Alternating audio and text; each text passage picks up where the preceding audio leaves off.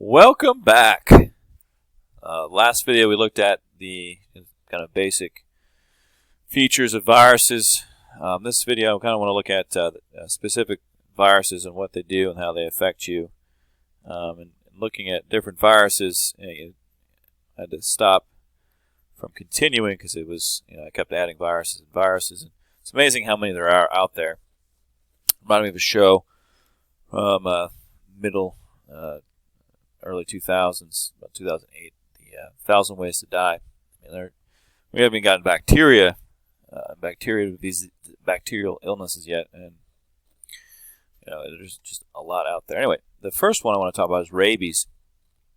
You don't hear a whole lot about it anymore unless you have a pet. You use the rabies vaccine, but rabies can be transmitted from pets to humans. So one unusual aspect of that. But here's the structure of rabies viral particle. You have these glycoproteins, these red things on the outside that help it get inside your cells. And it is made up of single-stranded RNA just wound up inside.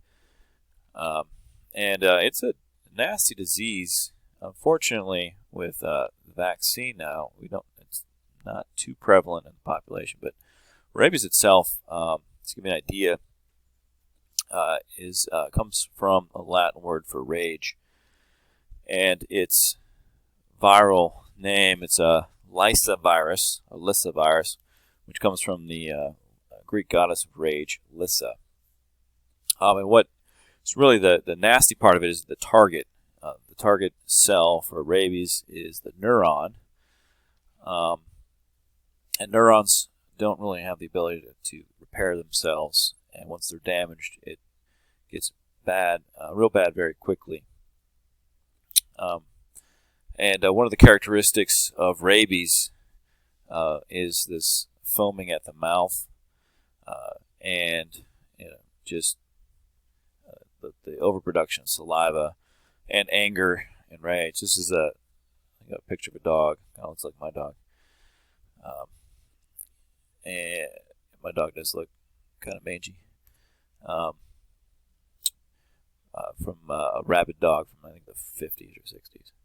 But anyway, rabies, the dogs or pets or any animal will transmit it to us through a bite, and once it gets into the saliva transmits it to our tissue, we ultimately the symptoms that are presented from itself are, as I said before, you get uncontrollable rage, and in animals it presents itself as extreme aggressiveness. But there are a couple of aspects of it that are more curious, is that you can develop hydrophobia, the fear of water. So even humans that have been rabid have become scared of water. And one of these things, the aspects of rabies that it does, you do get extreme thirst, but you get a pain in the back of your mouth. And that pain in the back of your mouth, and there's a constriction in the back of your mouth, makes it hard to swallow. At the same time, the rabies is causing your saliva to overproduce, and you don't feel like swallowing it. Then it just let it pour out, and this is where the drooling comes in, and it helps it progress that way. Now, what will happen for human, once you're bit by an infected animal, you do have some time before it progresses or you're okay. It'll get into the muscle, and once it's in the muscle, it'll travel to the neuromuscular junction, which is like a neuron, gets in the neuron, and slowly replicates itself until it reaches the brain. And if you're not treated up to this point, or you should be treated up to that point. If you're not treated after this point, then it's almost 100% fatal. So once it passes the blood-brain barrier, it is almost 100% fatal. Once it gets to your brain, it then starts replicating more, and you start having the symptoms, and the brain tissue starts to degrade. And at that point, it is released outside of the brain, can kind of travel to other places in the body where your immune system finally recognizes it, but by then it's too late. If you are bit by a rabid animal, you get some shots, and those shots, I believe, are some sort of immune boosting. I think it might even be some antibodies that they put into you that allow you to fight off the virus. And any animal that is thought to be rabid, the only way to test is to get nerve tissue, and they have to kill it. So, rabies, 100% fatal. They have worked on some methods to lessen that, but I don't know how successful that is. Pretty cool disease if you don't have it. Next one, dengue. Not as cool as rabies, but you'll hear about it every now and then. Dengue is another RNA virus. Give me a second here. And here's kind of a model of it as well.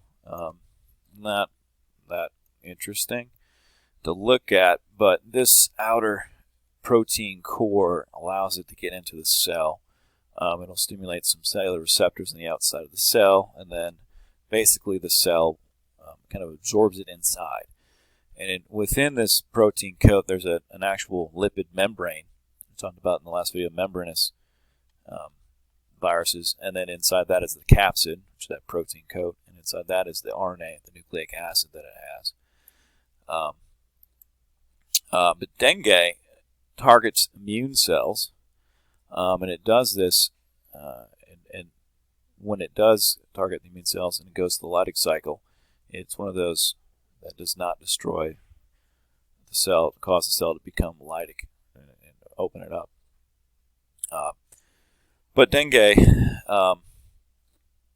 the interesting aspects of what it does, it's not that fatal. It's about 2.5% fatal, but it is a long-lasting disease, partly because you get the immune response is lower because it's attacking and tricking the immune system, so the immune system doesn't fight it off. But in the meantime, it can cause severe headaches and joint and muscle pain. And I remember hearing somewhere where a person who survived it had, like, it hurt so bad that the inside of the bones was hurting. So it's pretty debilitating. It can be debilitating for a number of months. All right, so the transmission of this is through a mosquito bite. And what will happen is the mosquito will bite you, and it'll put the dengue fever virus into your skin, and from there it gets put into a immune cell that is in the skin, and from the immune cell there it travels to the lymph node and infects a couple other types of immune cells, and then from there it spreads and you get the symptoms you have. I have a supplemental video for you to watch if you're interested. I'll send that out as well. All right, the last virus in this section I want to talk about is the coronaviruses, which is the reason we don't have school right now. But the coronaviruses are, again, they're the single-strand RNA virus, and they're called corona for crown because they have this appearance of a crown. You look at them, they have these glycoproteins, much like we saw in the rabies and virus. And that's where their name comes from, and they target the respiratory cells. Cells in the lungs, the throat, and the nose, and that's where your complications are going to rise in the lungs. The symptoms of these viruses are fever, cough, runny nose, trouble breathing if it gets severe. Some coronaviruses are, they can cause symptoms similar to the common cold, and some are more severe. Here's some corona. This is I believe this is the MERS virus, and these are, I believe, from the SARS outbreak in 2002.